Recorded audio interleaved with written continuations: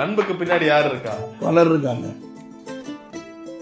அன்பு சீமா அன்பு அவர் பாசக்கார நண்பா அவரு.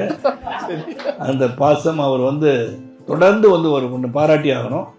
என்னதான் நடந்தாலும் அவர் தனியாக நிற்பேன், எந்த ஒரு கூட்டணியும் கிடையாதுன்ற இதில் போயிட்டுருக்காரு. அவர் மாற்றி முடிவெடுத்தால் மேபி ஹி மைட் ஃபெயில். அதனால் என்னை பொறுத்த அன்புக்கு கட்டுப்பட்டவர். எனி டைம் நான் ஃபோன் போட்டேன்னா சீமான் ஃபோன் எடுத்து பேசுகின்ற ஒரு நட்பு இன்று வரையும் நான் வச்சுருக்கேன். ஸோ அவர் வெற்றி பெறுவதற்கான முயற்சி எடுக்கிறாரு. தமிழ் தேசியத்தை கையில் எடுத்திருக்கிறார். இங்கே தமிழ் தேசியம் கையில் எடுக்கும்போது தமிழ் எத்தனை பேர் பேசுகிறார் என்றே தெரியவில்லை. ஆனால் இங்கே நிறைய பேர் இருக்காங்க. Lot of language speaking people தமிழ்நாட்டில் இருக்காங்க. அதனால் தமிழ் தேசியம் என்பதை அது ரொம்ப தீவிரமாக போகாமல் இன்னும் மக்களோட மக்களாக வேறு ஏதாச்சும் பிரச்சனையை கையில் எடுத்தால் இன்னும் சிறப்பாக இருப்பார் நான் நினைக்கிறேன். Right fantastic sir. ஸோ இப்போ இவ்வளோ ரசிகர்கள் இருக்காங்கன்னா இவங்க வெறும் உங்களோட நடிகராக மட்டும் இல்லை, அந்த ஒரு அரசியல் ரீதியாகவும் உங்களுடைய கோட்பாடுகள் கொள்கைகள் எல்லாம் பிடிச்சி தான் இவ்வளோ பின்னாடி வராங்க. ஸோ அப்படி பார்க்கும்போது 2026 ஸோ நிறைய ரசிகர்கள் உங்களுடைய டைரெக்டாக கேட்டிருப்பாங்க, உங்களுடைய தொண்டர்கள் கேட்டிருப்பாங்க.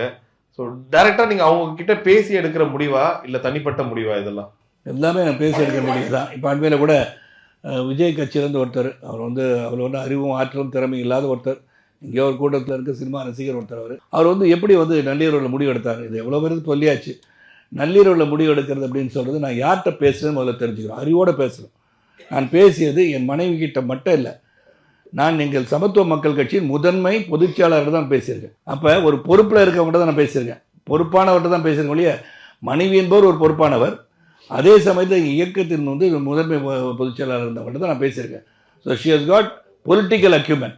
இன்றைக்கி இருக்க நீ 18 வயசோ 19 வயசோ அவங்க திராவிட முன்னேற்ற கழகத்துக்கு உழைத்ததில் அவனுக்கு தெரியாதுல்ல. அவங்க பிரச்சாரம் பண்ணி திராவிட முன்னேற்றங்கள் வெற்றி பெற செய்கிறது, கூட்டத்தை பார்த்தது, மீட்டிங் பேசுறது, அதெல்லாம் உனக்கு தெரியாது. அவங்களுடைய அரசியல் அனுபவம் உனக்கு கிடையாது. அந்த அரசியல் அனுபவம் உள்ளவர்கள் எனக்கு அறிவுரை சொல்றதுக்கு, அவங்க அறிவுரை சொல்வதற்கு அரசியல் அனுபவம் இருந்ததாலும் இயக்கத்தின் ஒரு அங்கம் வகித்ததால் தான் அவங்க கேட்டன ஒழிய, இல்லாட்டி அவங்களுக்கு ஒன்றும் தெரியாத அவங்களே போய் கேட்க போகிறேன்.